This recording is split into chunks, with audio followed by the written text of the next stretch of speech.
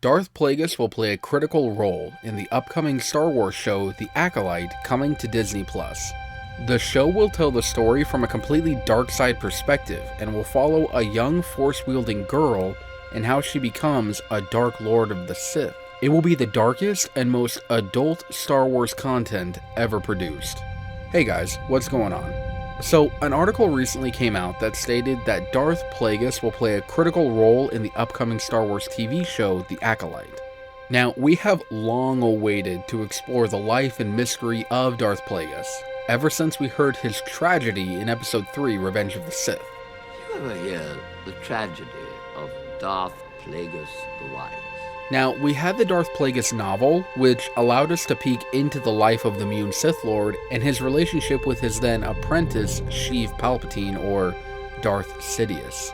However, in this video, we are going to theorize what the Acolyte will be about and how it will cover Darth Plagueis' first apprentice, before he even knew Palpatine.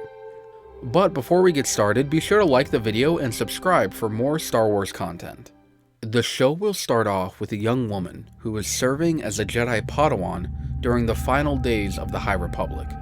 It has been a peaceful time, and the Jedi have been lulled into a false sense of security. The young Padawan is rash and impulsive, but most important of all, she is powerful. Her natural affiliation with the Force is a gift that separates her from her fellow Padawans. She feels that she is superior to them, and therefore should progress faster and, in her eyes, should already be a Jedi Knight. However, it is her boastfulness and pride that make her Jedi Masters and the Council weary of granting her this knighthood. They say that she needs more time to master her emotions, or she will succumb to them and fall into darkness. This only irritates her more, thus widening the gap and mistrust that has begun to brew between her and the Jedi Order. However, unbeknownst to her, or any of her fellow Jedi, the Sith are plotting their final moves in the grand plan, set in motion by Darth Bane and Darth Zana nearly 1,000 years ago. As she goes around the galaxy, settling disputes that she feels are beneath her, she can sense the dark side growing, as it subtly calls to her, promising her power and recognition.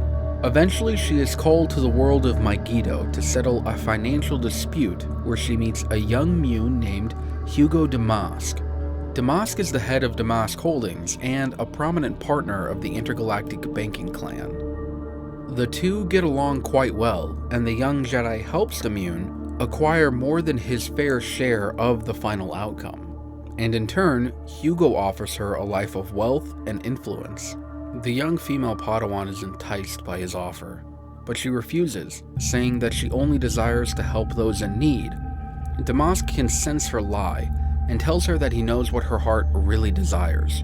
He manipulates the young Jedi, twisting her mind and promising her a life of power, control, and recognition if she will only join him. It is at this point that he reveals himself as the Sith Lord Darth Plagueis.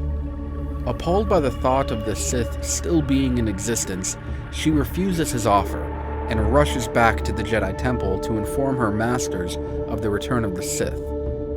As she tells them of her experience, they strike her words down as paranoia and attention-seeking, saying that the Sith have been extinct and that she only pretends to call them out to prove herself worthy of the title of Jedi Knight. They dismiss her and command her to never speak of this again. Infuriated by the Council's constant mistrust of her, she retires to her chambers, only to feel the enticing temptations of the dark side calling out to her yet again. Only this time, there is no subtlety. Visions of grandeur fill her mind as she imagines herself atop the Jedi Council, not as a member of their pathetic Jedi Order, but as their conqueror, as a Lord of the Sith. She returns to Megiddo where Plagueis is waiting for her. The two join forces and she swears fealty to him and to the dark side in exchange for power and control over the Jedi Council. Plagueis promises her that they will have more than control, that they will dominate, that they will kill, that they will wipe the Jedi from the face of the galaxy. She becomes Darth Plagueis' first apprentice. He informs her that there is another matter that they need to resolve first before she can officially become part of the line of Sith succession. He tells her that he himself is an apprentice, and that they must first kill his master, Darth Tenebrous. Until they do that, she will remain as only a Sith acolyte. The show will follow her as she trains in the dark side, eventually helping her master Darth Plagueis slay Darth Tenebrous and assume the mantle of Dark Lord. She will become a Dark Lord of the Sith and apprentice to her master. She will remain with the Jedi Order, learning to conceal her true identity, and will serve as a spy and informant for her master as he lays the groundwork for the collapse of the Republic. The two will wreak havoc and destruction wherever they go, as they put in motion the final pieces of the grand plan, and she might even possibly discover the Sith Lord who will outlast them both. This show will be dark, it will be adult. It will finally give us some insight into the mystery of the Sith. It will tell the story of a young girl corrupted by the dark side of the Force. We've seen others like this, Darzana, Jason Wilson, Bastila Shan, among others. But this will be the first time that we see something like this in a live-action format. The dark side of the Force is a pathway to many stories some consider to be too dark for Star Wars. However, with The Acolyte, I'm hoping that we will get a story that is fit for this dark time in the Star Wars universe. I know that this show is a point of controversy. There is a ton to be worried about, a lot of red flags, we all know that.